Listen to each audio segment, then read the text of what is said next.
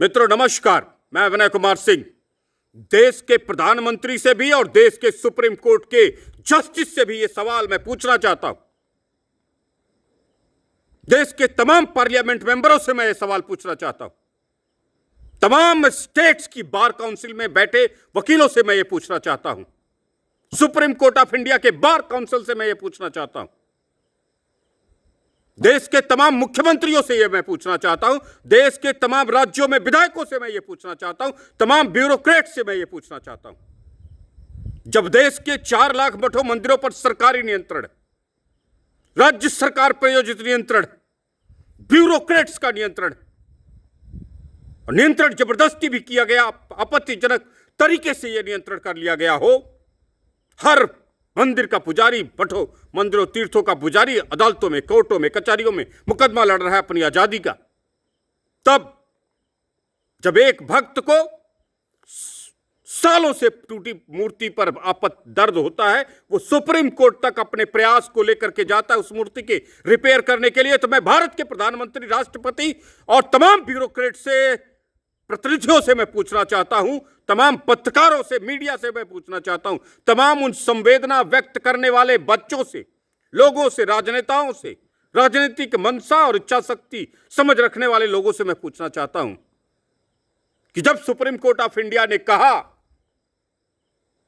कि वो मूर्ति से जाकर के ही न्याय मांग ले, अपने रिपेयरिंग का मार्ग मांग ले, तब किसी को आपत्ति नहीं लगी। तब भारत के प्रधानमंत्री आहत नहीं होते हैं, तब भारत की पार्लियामेंट मेंबर्स आहत नहीं होते हैं। जब एक व्यक्ति ने उसी अपमान का बदला लेने के लिए इतना बड़ा गैर जिम्मेदाराना statement supreme court of India के जस्टिस से आया, तब देश को चोट नहीं लगी, तब देश के पार्लियामेंट मेंबरों को चोट नहीं लगी, प्रतिनिधियों को चोट नहीं लगी।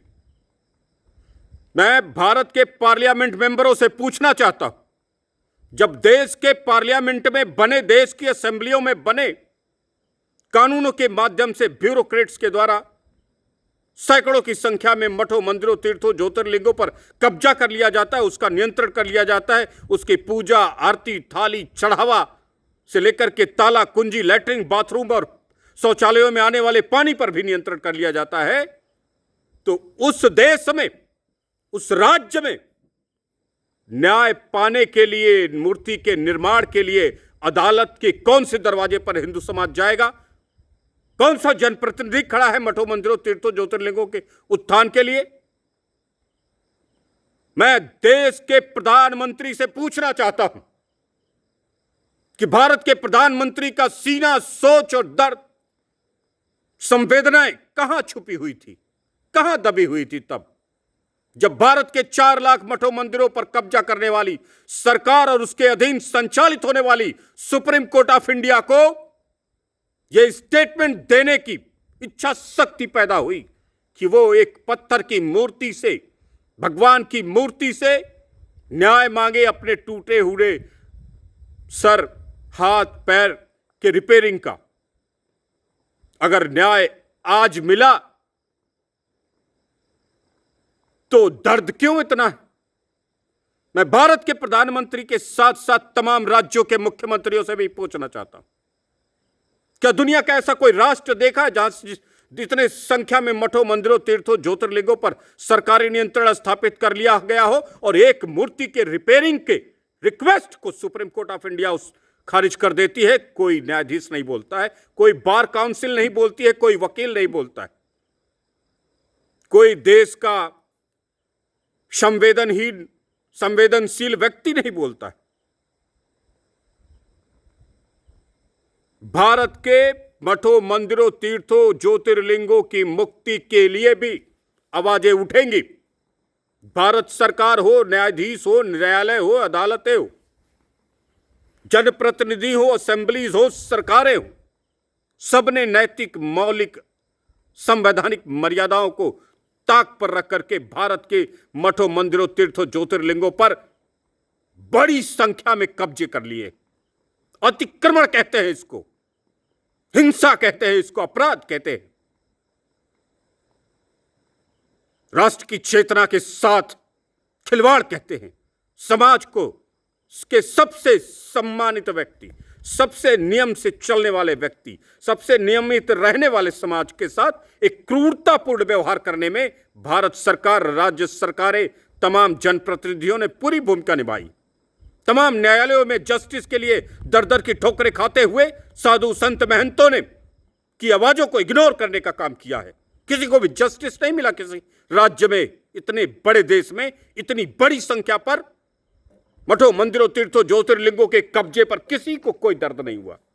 ना न्यायालय के जस्टिस को हुआ, ना वह बार काउंसिल के मेंबरों को हुआ, ना देश की पार्लियामेंट में हुआ, ना देश की असेंबली में हुआ, ना विधायकों के पेट में दर्द हुआ, ना सांसदों के पेट में दर्द हुआ, ना ब्यूरोक्रेट्स के पेट में दर्द हुआ, ना तमाम न्यायाधीशों की लाइन में सुप्रीम कोर्ट से लेकर के हाई कोर्ट और हाई कोर्ट से लेकर के सेशन कोर्ट तक किसी को कोई दर्द नहीं हुआ। जब चाहा पुलिस लगाई, रात को महंत को धक्के मार के निकाला और कब्जा कर लिया।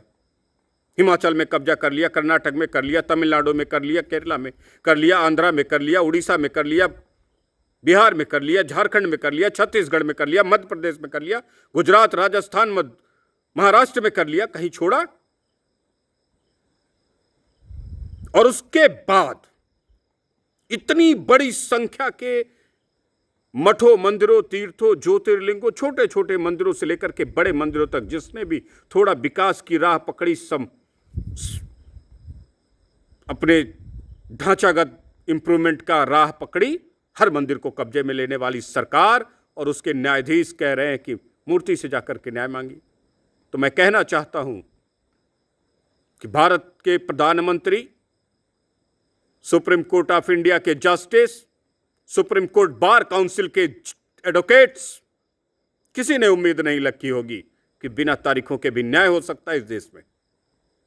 मैं धन्यवाद करता हूं उस व्यक्ति का जिसने हिम्मत की इस अदालत को आईना दिखाने की, सुप्रीम कोर्ट ऑफ इंडिया को आईना दिखाने की, जस्टिसों को आईना दिखाने की कि तुम्हारे कानून, तुम्हारी कार्यशैली, तुम्हारी संवेदनाएं मरी हुई संवेदनाएं हैं। अपनी जिम्मेदारी के प्रति, न्याय के प्रति, धर्म के प्रति, संस्कृति के प्रति, संविधान के प्रति उसने कोई अपराध नहीं किया।